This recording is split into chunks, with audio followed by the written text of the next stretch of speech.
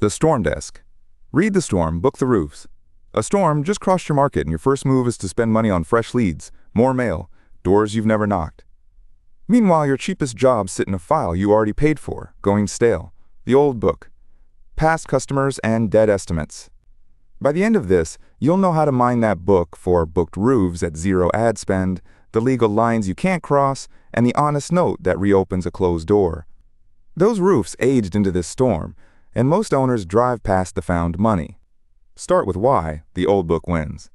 Roofing is a high-trust, high-dollar, low-frequency buy. A homeowner replaces a roof maybe twice the whole time they own the house, so they can't judge your work the way they judge a restaurant. They lean on people they already believe. A referred homeowner shows up pre-sold, argues less on price, cancels less, and refers again.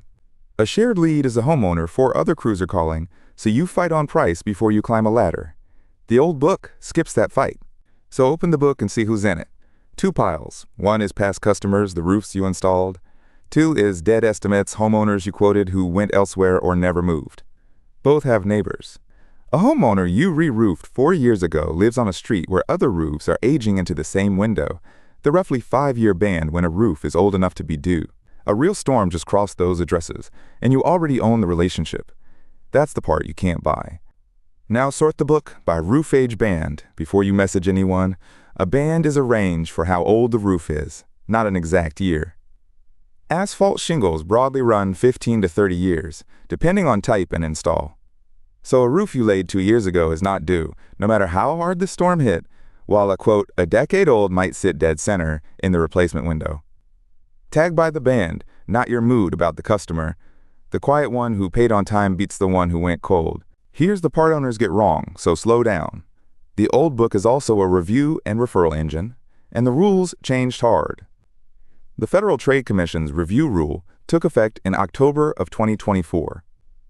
It bans fake reviews, insider reviews that hide the relationship, and paying for reviews that lean positive. Penalties can run past $50,000 per violation, and warning letters started landing by late 2025. So do not have your spouse, your office manager, or your brother-in-law post customer-style reviews. The old shortcuts are liabilities now. Then there's the trap that catches good roofers. Review gating. Gating means you screen customers first, ask the happy ones to post publicly, and steer the unhappy ones somewhere private. It feels harmless. Ask were you happy, then only send the Google link to the yeses, but it runs against Google's own policy and the spirit of the FTC rule.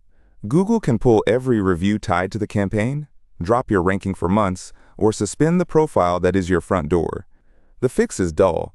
Ask everyone the same way, send the same link. Now write the re-engagement note, and keep it honest. You're giving a dated, real reason to look again.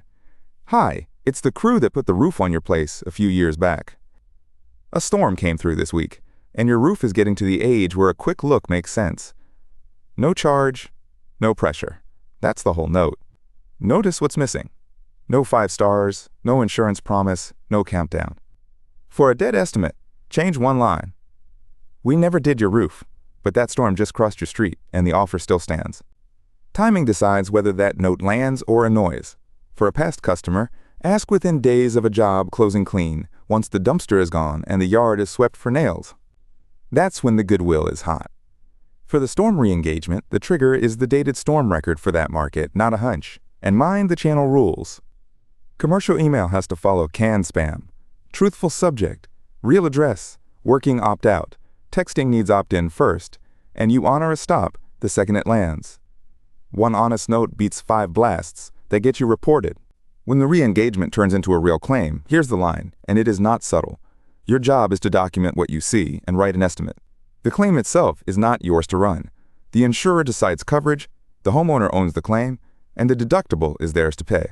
So scrub the temptations out of your retouch and testimonials. Never say we got the claim approved or maximize the settlement, because that crosses into unlicensed public adjusting. And you never cover the deductible to win the job, because waiving it is illegal. A Texas roofer drew enforcement over exactly that line. Keep your asks in their own lanes, because mixing them is how clean roofers get dirty. There are 4, with different rules. A private survey is internal feedback you learn from, and it never doubles as a filter to block bad public reviews. A public review is the customer's honest call, no incentives, no edits. A referral is a warm introduction, optional, and you disclose any reward. A testimonial you publish needs written permission. When a customer senses a discount hinges on public praise, you've lost the trust that made the old book worth working. Before you publish a single story, lock the permission and the facts. For every testimonial, photo, or quote, confirm in writing what the customer allows and whether a first name can appear. Keep a claim log. Who gave permission, when, where it runs, which job file backs it. And never publish private insurance details, financing terms, or family information just because they sit in the file. The FTC's guidance is plain. Keep only what you need, limit who sees it, delete the rest. A referral program piles up customer data. Treat it like the liability it is. Now measure what the old book actually returns. And skip the vanity number. Counting 5-star reviews feels good and tells you nothing you can manage. Track the funnel instead. Retouches sent. Is the program even running? Replies and inspections booked. Are notes turning into ladders? Signed jobs? Is this becoming revenue? Opt-outs. Are you over-asking? Watch the declines especially. A no is data. The homeowner who won't refer you is telling you the handoff was clumsy or the cleanup was late. That fixes operations, which earns the next review for free. None of this runs without a clean record, and that's where most old books fall apart. You can't message only the due roofs if your book is a shoebox of paper estimates. You can't match a story to the work you want more of if you don't know which job was which. And you can't keep a defensible claim log without the facts. Assign one owner or the program drifts by month 2. One manager holds the templates, approves the testimonials, keeps the log, and reports the funnel. Everyone helps, but one person keeps it inside the lines.